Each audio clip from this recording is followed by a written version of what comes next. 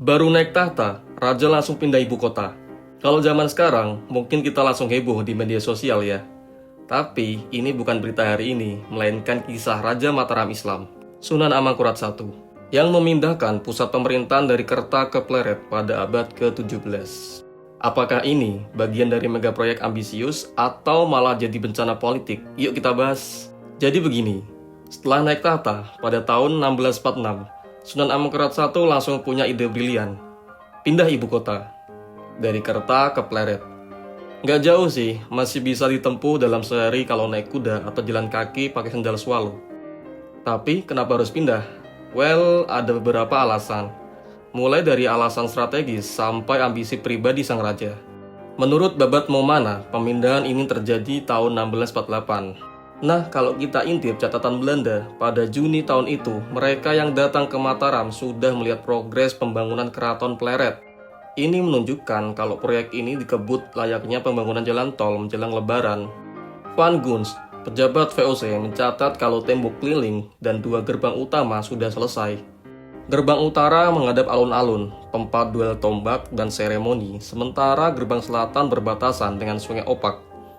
Bisa dibilang desainnya mirip benteng pertahanan, bukan sekedar istana biasa sih. Kebayang gak sih kalau ini zaman sekarang? Bapak-bapak pekerja, tolong cepat ya. Saya mau grand opening istana baru minggu depan. Jangan lupa harus instagramable. Nah, kompleks istana ini berbentuk belah ketupat dengan lapangan dalam, kemandungan dan Sri Manganti yang harus dilewati sebelum masuk ke Prabayekso, bagian inti istana. Jan Vos, pedagang Belanda yang main ke sana, cuma bisa sampai Sri Manganti. Ya, mungkin kalau dia zaman sekarang dia udah bikin vlog, review istana Mataram. Kok nggak boleh masuk? Tahun 1649, pembangunan Masjid Keraton dimulai. Belanda mencatat tahun 1655, Sunan Amangkurat I masih sibuk membangun. Uniknya, permaisuri dan pejabat tinggi juga diminta ikut kerja bakti. Yang nggak mau, katanya dijemur di Paseban. Kebayang nggak kalau ini terjadi di zaman modern? Mohon maaf Pak Menteri, kalau nggak mau kerja bakti, silakan dijemur dulu di lapangan ya. Tapi yang paling ambisius dari semuanya adalah proyek hidrologi. Sejak zaman Sultan Agung, sistem air ini sudah dikembangkan buat pertahanan dan ketahanan pangan. Nah, Sunan Amangkurat I kepikiran sesuatu yang lebih besar. Gimana kalau kita bikin istana di atas pulau buatan? Tahun 1661 proyek besar dimulai. Kanal dibuat untuk mengubah keraton jadi pulau. 300.000 pekerja dikerahkan. Akibat pengerahan besar-besaran tenaga kerja, hasil pertanian menurun drastis. Tenaga kerja dialihkan ke pembangunan, akibatnya beras jadi langka dan banyak kelaparan di mana-mana. Bayangkan, ini kayak proyek ibu kota negara zaman sekarang. Masalahnya, nggak semua berjalan mulus. Tiba-tiba 27 Agustus 1661, boom, banjir besar menghantam Mataram. Bendungan besar jebol, lumbung beras hancur, krisis pangan melanda. Mau lanjut proyek?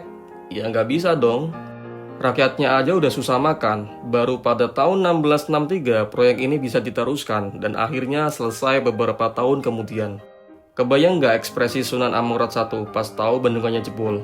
Mungkin dia langsung bilang, astaga, ini nggak sesuai dengan blueprint yang saya rencanakan. Tapi setelah selesai, Keraton Pleret memang jadi benteng yang tangguh. Abraham Farspet dari VOC mencatat sebelum masuk istana harus melewati jembatan di atas parit yang mengelilingi istana.